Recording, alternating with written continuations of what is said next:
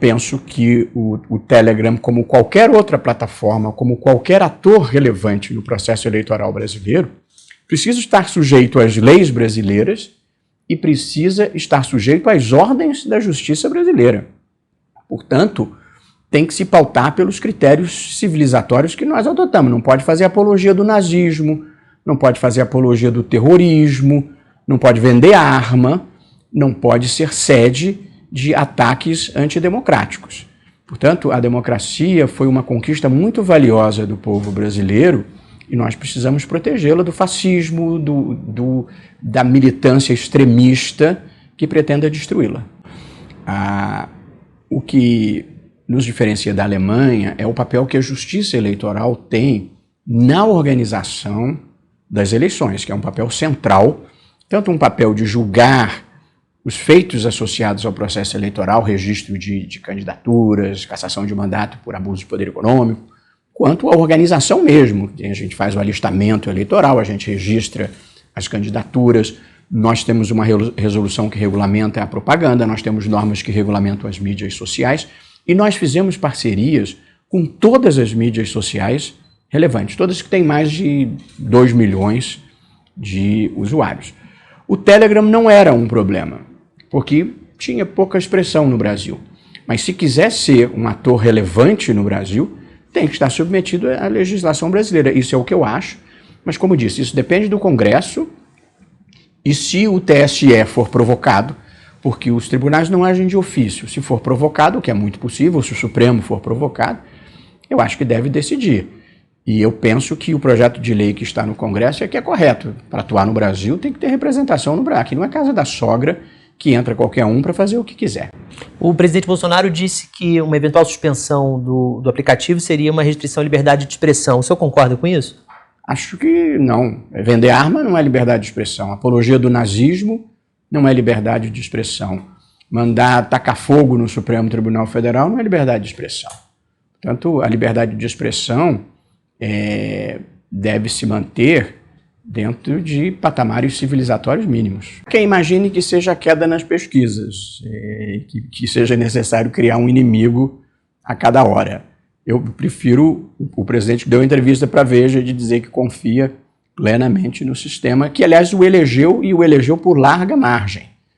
Mas no mundo em geral, líderes populistas, quando tem novas eleições, costumam alardear que vai haver fraude a menos que eles ganhem. Essa é uma visão autoritária da vida, que é o modelo Trump nos Estados Unidos. Até hoje, o Trump perdeu com uma imensa diferença de delegados, perdeu no voto popular por mais de 7 milhões de votos, e ainda hoje ele diz que a eleição foi roubada, e o que é pior, quase 70% dos republicanos acreditam nisso. Portanto, nós vivemos um mundo em que as pessoas passam a acreditar nas mentiras, muitas vezes repetidas.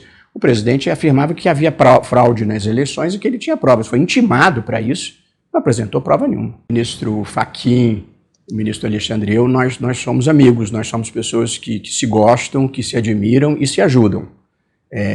Eu sou uma pessoa que acredita que a afetividade é uma das energias mais poderosas do universo. E, portanto, o que cabe a mim, eu decido. Mas o que repercute sobre as próximas eleições e sobre a gestão deles, eu converso e tomamos decisões harmoniosas.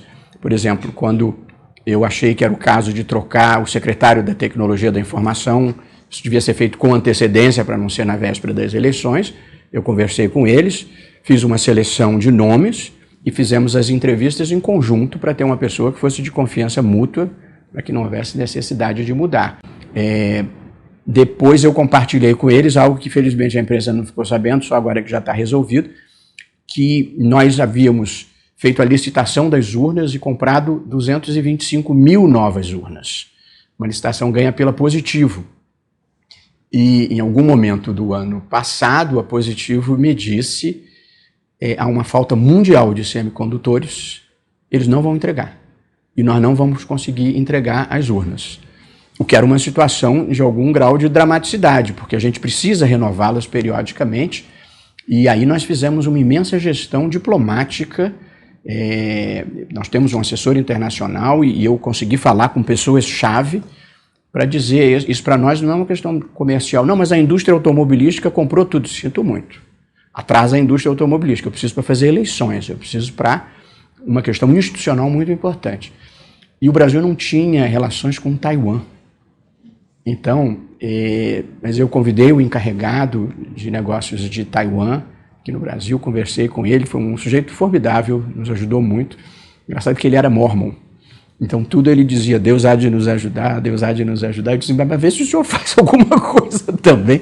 E ele fez, e eu consegui falar com o vice-chanceler de Taiwan. Narrei a história, era uma pessoa que já tinha servido na América Latina, tinha simpatia pela América Latina, teve muita simpatia pela causa e conseguiu os semicondutores.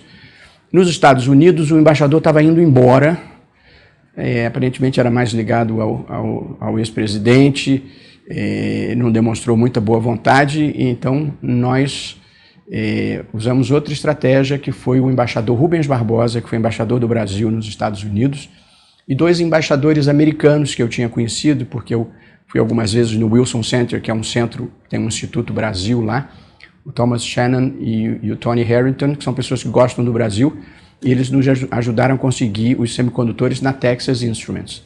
Era Novoton em Taiwan, mas foi uma gestão assim, durante meses, nós com medo de não termos as urnas. É claro que como plano B, eu mandei recauchutar as velhas. Claro. Não havia risco de não ter eleição, mas é mais ou menos como colocar um Chevette na autoestrada, entendeu? Já não ia estar dando conta, porque as urnas têm uma obsolescência natural, elas envelhecem e você precisa trocar, até porque surgem equipamentos mais modernos. Em matéria de informática, nada é novo por muito tempo. As Forças Armadas não se prestariam ao papel subalterno de fornecer combustível para uma candidatura e para tentar desacreditar o sistema eleitoral brasileiro. Preciso dizer que as Forças Armadas que participam são convidadas para o teste público de segurança, são convidadas para a lacração, que é quando os programas estão prontos e são assinados digitalmente, nunca levantaram nenhum tipo de suspeita, e não há razão para que tenham, e na comissão de transparência, se tiverem sugestões que nós possamos aproveitar, é isso mesmo que nós queremos. Eu não imagino que o representante das Forças Armadas possa estar lá para municiar o presidente com elementos para atacar o sistema. Essa é uma presunção que eu não faço e nem gostaria de fazer. Sempre parto do pressuposto que as pessoas agem de boa fé. E eu sou uma pessoa que sempre ajo de boa fé, mas sem ingenuidades. Bobo não chega onde eu cheguei. Ele disse que as Forças Armadas já revelaram as vulnerabilidades. Bom, tudo que aconteceu até agora foi um conjunto de perguntas técnicas para entender o funcionamento do sistema. Não tem nenhum juízo de valor, não tem nenhum comentário, não tem nenhuma crítica, não tem nenhuma sugestão. Portanto, se ele já está apontando vulnerabilidades, é porque é o discurso que ele quer fazer depois. Quer dizer, antes das respostas e antes das informações, ele já disse que tem vulnerabilidades. Um pouco manipulando o que ainda não aconteceu. Ou seja, acho que ele queimou a largada. Ele antecipou a estratégia. Venha o que vier, eu vou dizer que tem vulnerabilidades. E queria dizer que se as Forças Armadas tiverem alguma sugestão factível, porque se eu perguntar para as Forças Armadas o que vocês têm previsto aí se houver um ataque nuclear, provavelmente eles não têm uma estratégia para conter o ataque nuclear. Mas qualquer sugestão razoável e factível que venha, nós vamos considerar. Nós não temos nada a esconder. O ministro Fachin, ministro Alexandre e eu somos amigos, mas nós pensamos diferente em relação a muitas coisas. Portanto, quem cogita que pudesse haver fraude dentro do TSE parte do pressuposto de que pudesse haver, primeiro, inidoneidade dessas pessoas, e segundo, convergências. Não acontece. Portanto,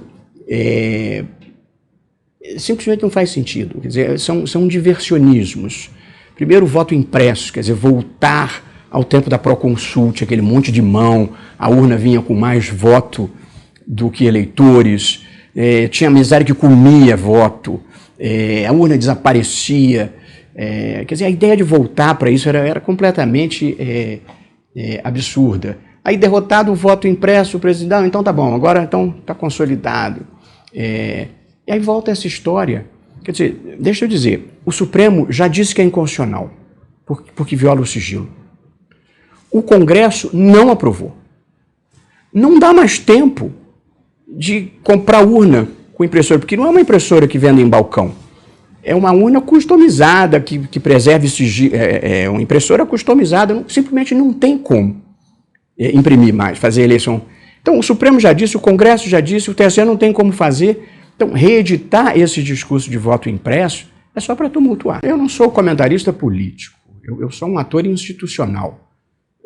Respeita porque está na Constituição, o país é uma democracia, tem instituições e tem que respeitar. Se ele ganhar, os que perderem têm que respeitar a vitória dele, e se ele perder, os derrotados têm que respeitar a vitória dos vencedores. É assim que é a vida democrática. A democracia significa que quem perde hoje pode tentar ganhar amanhã e que quem ganha hoje pode perder amanhã. E, portanto, essa história de que se eu perder houve fraude não é um discurso que se harmoniza com a democracia.